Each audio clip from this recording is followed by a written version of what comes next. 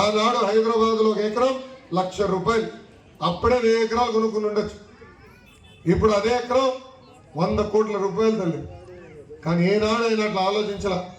ప్రజలకి సేవ చేయాలి, పిల్లల్ని బాగా చదివించాలి, పిల్లలకు ఉద్యోగాలు కల్పించాలని స్కిల్ డెవలప్మెంట్ సెంటర్లు తీసుకొచ్చారు.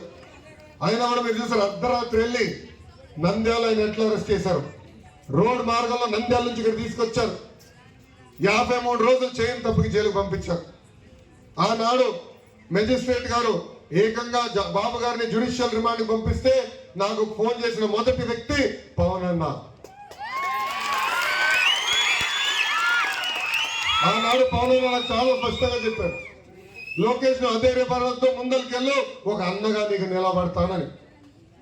ఆ రోజు నుంచి అన్నాలని బాగా ప్రోత్సహించారు, నాకు అండగా నిలబడ్డారు, కొండంత బలం ఇచ్చారు. ఆనాడు బాబు గారు చూసిన ఆయన కూడా బాధపడ్డారు. ఆ మీటింగ్ లో లోపల ములాఖాత్లో నేనున్నా. ఆనాడు ఇద్దరు నిర్ణయించారు, ఇద్దరు కలిసి గట్టిగా ఈ సైకో జగన్మోహన్ రెడ్డి గారిని తరిమి కొట్టాలని తల్లి. అమ్మా, నేను ఇక్కడ పుట్టలేదు, పెరగలేదు, నేను పుట్టి పెరిగిన హైదరాబాద్ లో. కానీ ఎప్పుడైతే నేను మంగళగిరిలో పోటీ చేశానో, మంగళగిరి నా సొంతం చేసుకోలేను తల్లి. 6 దేశాలు కష్టపడ్డాను తల్లి.